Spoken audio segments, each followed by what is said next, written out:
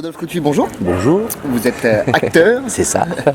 Alors, vous nous accueillez ce matin au petit café du matin, un petit café du matin un peu particulier. D'habitude, on se met au comptoir. Là, on a profité du beau soleil de décembre. Ouais, c'est ça. Vous avez choisi le Temps des Rois. Pourquoi ce café? Pourquoi ce café? Parce que c'est un café dans lequel je viens depuis des années. Et Adrien et Marco, à une époque où j'ai monté un spectacle qui s'appelait La Cage au Fou au bateau ivre, ont été les premiers à me soutenir dans ce projet, dans le sens où on n'avait pas de réelle compagnie ni de moyens pour monter un projet collectif. Et ils ont gentiment accepté de faire tous mes tracts et toutes mes affiches gratuitement. Voilà. Donc ça a renforcé nos liens et j'ai pris le temps souvent de venir travailler mes textes ici, mes lectures ou même l'écriture de mes spectacles, notamment le dernier Flochard où j'ai passé pas mal de temps à observer les piliers de comptoir qui venaient se poser. Voilà. C'est toujours une inspiration les cafés, on a l'impression, c'est intemporel. Bah ouais, ça reste les derniers endroits populaires où tout le monde se réunit pour la même chose, boire un coup, échanger des idées, débattre de sujets de société. Voilà, aujourd'hui en plus on a de moins en moins d'endroits pour s'exprimer, en dehors des lieux qui sont alloués à ça, les salles de spectacle, les concerts, tout le tralala. Le café c'est un endroit où tout le monde se retrouve, du simple ouvrier au plus grand des patrons. On a toute la masse sociale réunie, voilà. Donc c'est pour ça que j'aime bien les cafés, et particulièrement celui-là. Ouais. Alors les Tourangeaux vous connaissent pour plusieurs de vos spectacles. Passé, Freddy Coup de Boule. Ouais, qui est toujours d'actualité, ouais. Qu'on tourne depuis 15 ans, avec Thomas VDB, ouais. Le LSD, il y a quelques années, vous avez fait sur TV Tour. Exactement, le sujet décalé, ouais.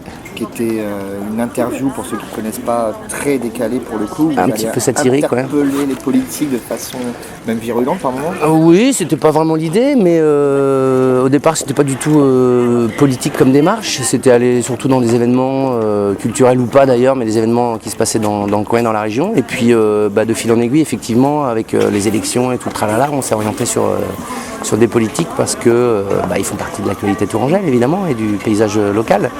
Donc c'était intéressant d'aller les titiller un petit peu. Voilà.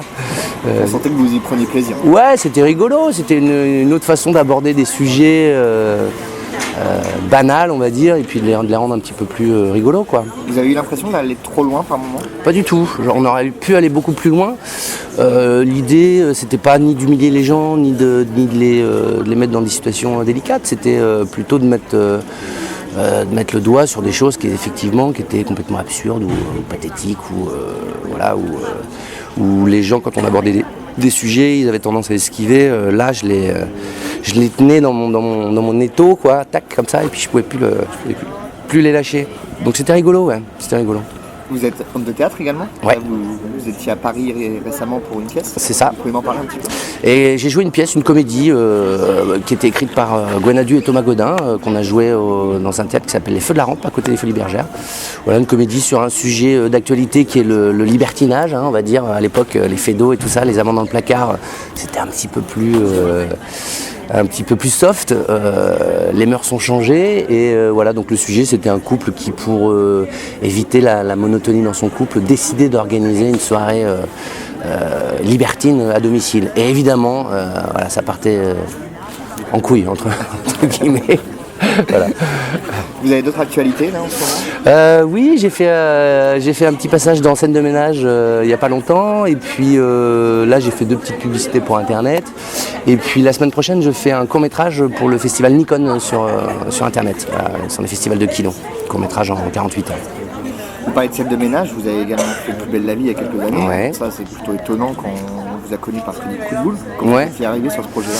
Eh bien, dans mon travail, on fait plein de trucs différents, de la télé, du ciné, du théâtre, des pubs, de la radio. Et mon agent à l'époque m'avait proposé ce travail-là, que je n'étais pas trop fan de la série. Je voulais même pas le faire du tout. Mais mon agent m'a dit vas-y, fais le casting. J'ai passé le casting. À la fin du casting, je me rappelle très bien que le directeur de casting derrière son appareil photo me fait « Ah, enfin un comédien qui connaît son texte !» Donc là tu te dis, bon, en général quand tu fais un casting, tu connais ton texte, donc ça te donne un petit peu le niveau. Et puis j'ai été pris au bout de 15 jours, pas de réponse. Je travaillais avec la compagnie du coin à l'époque, je me rappelle. Et quand ils m'ont appelé pour me dire que j'étais pris, je suis là, ok, bon. Et puis finalement j'ai fait cette série. Et contre toute attente, j'ai été vachement mieux accueilli et j'ai trouvé que c'était plutôt agréable de tourner dans cette série qui est assez populaire et qui fonctionne parce que ça traite de sujets d'actualité. Mais j'avais aucune idée, aucune notion de l'impact que ça pouvait avoir, parce que moi je regardais pas. Et j'ai découvert qu'effectivement il y avait un avant et un après Plus belle la vie, c'est-à-dire qu'avant voilà, la vie se passe bien, et puis dès qu'on passe dans des séries, on se transforme en Johnny Hallyday en une fraction de seconde. C'est-à-dire que quand on est à la piscine avec son fils ou à la patinoire, on est assailli par le monde, c'est assez bizarre. Mais professionnellement, ça vous dépend? Moi, pas vraiment.